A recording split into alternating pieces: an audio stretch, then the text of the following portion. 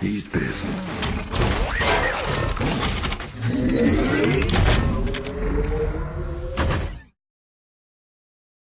Guys, what's up? This is Brian Hunt coming at you with another tutorial from famousandunique.com, and today we discuss iPhone security.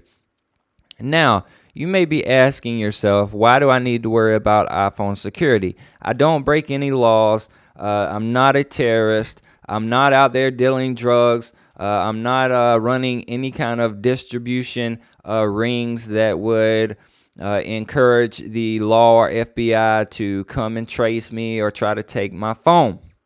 However, this is 2016, people.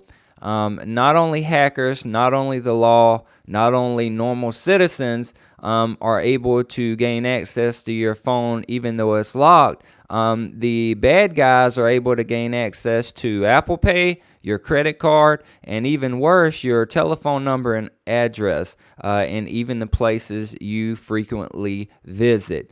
Now, this is all made available through all of the social media applications in today's world. People don't even acknowledge, nor do they take the time to read the fine print, and they're oblivious to how easily they are tracked. Like I said, it is so easy nowadays to track an individual, to know where they were going, where they are going to go, who they were with, where they're going to be later, who's going to be with them later, and the text messages, pictures, or whatever that is on your device is made available to the people which is trying to access that information.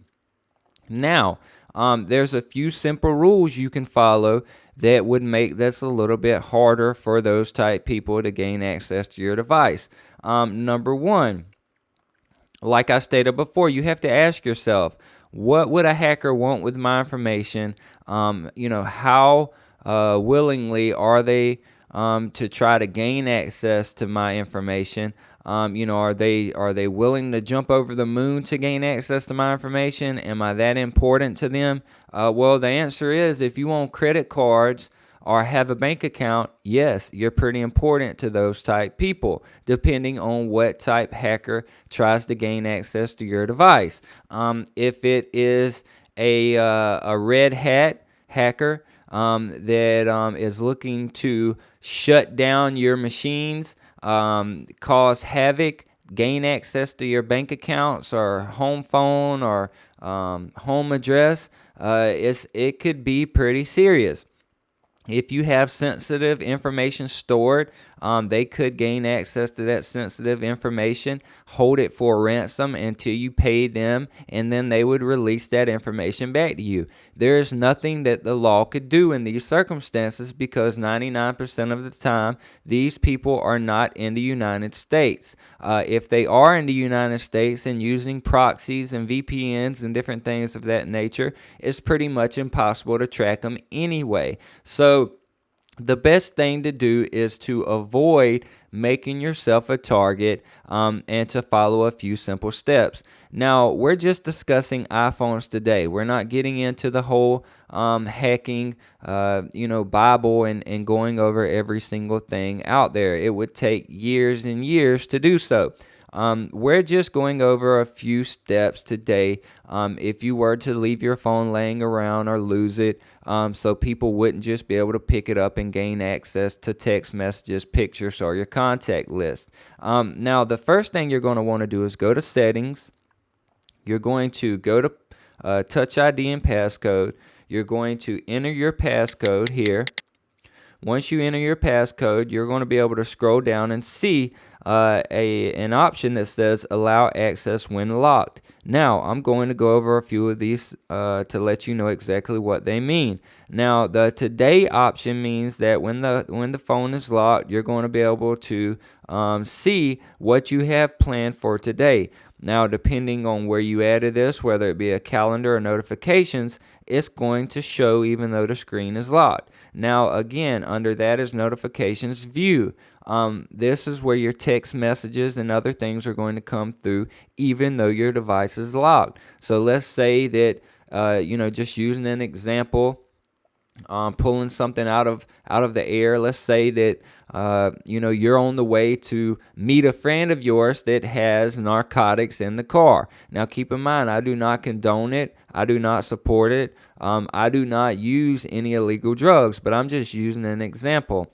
Let's say you're driving down I-95 and you're smoking weed, and you're going to meet your drug dealer or friend that has a few things waiting for you. And let's say that the police pull you over, you get arrested for having weed in the vehicle, driving while intoxicated or under the influence or whatever you want to call it. The police confiscate your phone, and then your buddy sends you a text. Where are you? I'm at exit 21 waiting on you with your stuff. When are you going to be here?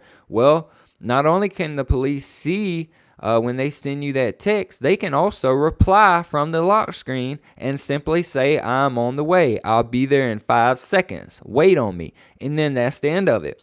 So you might want to turn that off if you are that type of individual. I don't think you would want that to happen. Now, the next one is Siri.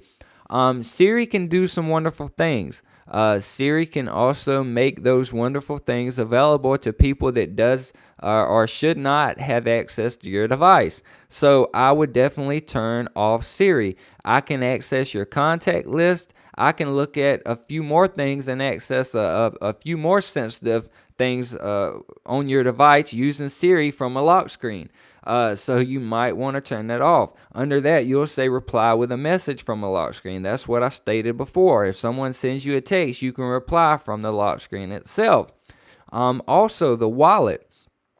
Now, bear in mind, you will not be able to see a complete card number. However, you will be able to get the last 4 digits of a card. So let's just say a hacker's been following you for some time, and they have some of the other numbers of your card already, but all they need is the last 4 digits. Well, they have it. You don't want a hacker to have 1 digit of your bank card number, let alone 4. So you might want to turn that off as well.